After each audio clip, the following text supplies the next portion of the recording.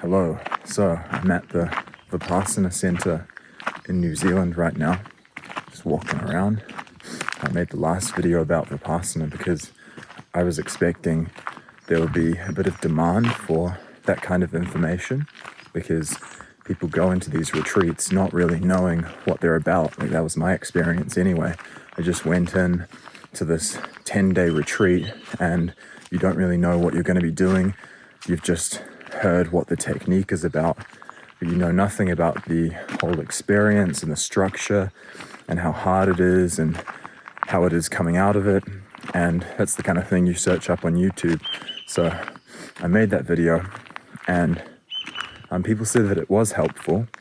So I thought I'd make another video just talking a little bit about the ongoing effects of sitting multiple retreats and continuing your practice, because that's a completely different story to just going in like one and done.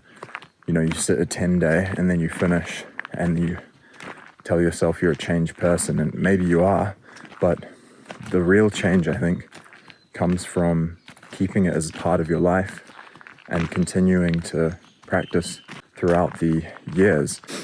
Like for me, the previous retreat I had, which was my third retreat, it was brutal, and I was, tearing up in the hall every day, and it was not pleasant, and that was, it was one of the toughest things I've ever done. And I was kind of scared coming back to this one because I was worried that it would be similar or even worse. And even though I felt like on balance the last retreat did benefit me, it was still a kind of terrifying experience. And then this retreat that I've just sat was quite blissful in comparison. It was like I had moved past all the things that were challenging me on the past retreat, and I had integrated them in a way that made my life better. You're basically having a psychedelic trip, and like a psychedelic trip, it can be a bad one, or at least a challenging one. And that means that you have to find some way of processing it and integrating it with your previous understanding of life. Your previous brain needs to comprehend this new experience, and that's quite difficult to do. But once you do it, then everything flows and it's fine, and the technique becomes easier again. Phone just died. I was filming that after my last retreat, and I went to yap about it in the forest. But I wanted to explain a little bit about my experience having sat multiple retreats. That previous retreat was my fourth one, and that's not that many, considering a lot of these meditators on these retreats have sat, 10, they've been sitting them for years. They've just been going at it, sitting longer and longer retreats, and taking time out to progress their practice even deeper.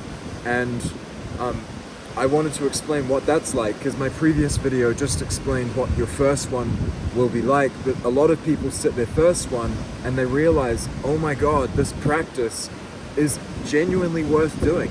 It is what people have been raving about in large part, and you do get a lot of the long-term benefits they're enduring. They don't just go up and come down at the end of the retreat. They stick around, and it benefits your life in that you're more emotionally stable, you have more appreciation for life, and you can regulate your behavior better.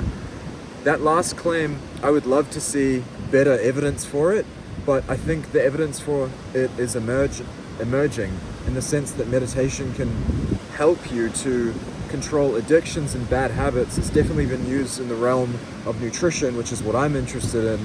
I work with clients on nutrition, and eating more mindfully can certainly help. But anyway, long-term benefits from doing this kind of thing. But what's the experience like? You go through some incredibly dark times. You trudge through the mud and come out of it with insights and experiences that last for the rest of your life, and you could not have gotten to if you didn't go through the difficulty. Like in meditation, it's not just this climbing linear path from A to B that feels better and better and better every retreat you sit. you should expect that sometimes during the path you're going to go through like troughs. You're going to take a dip downward. It will feel like you're doing the exact opposite of what you came in to meditate for. And it won't be completely like this rewarding, happy-go-lucky experience the whole time. There's this great psychoanalyst, Carl Jung, who said, a tree that aspires to heaven must reach down to hell. And there was this old like Greek saying that I used to love from this kind of mystical, like relative to the other Greek philosophers anyway, a mystical Greek philosopher called Heraclitus, who did a lot on the philosophy of change. And he used to say, polemos para panton, war fathers all. Like, war and conflict are the father of all things. If you want great things in your life, you can expect great difficulty. And I think these kind of sayings are just beautiful, and it's interesting that they're all kind of like themed through these mystical traditions. Like there's one in alchemy too, which is insta quillinus invenita. In filth it will be found. And I was speaking to these meditators who are more advanced than me, and going through my own experience, that's the theme that I think is most important to know when you're going into multiple retreats. It's not just going to be all balmy just because you've sat one before. It's not just chill. You will struggle. I wanted to share that because a lot of people go through rough times, not just through the meditative path, but just like living life. And that's a philosophy that I think is core to living a good life and getting a lot from the difficult experiences and making sure that they build you up, they carve out who you are rather than breaking you down.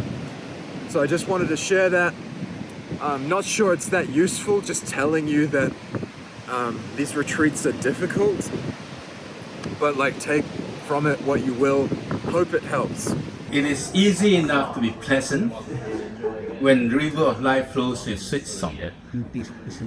But a man worthwhile is a man able to smile even when everything goes dead wrong.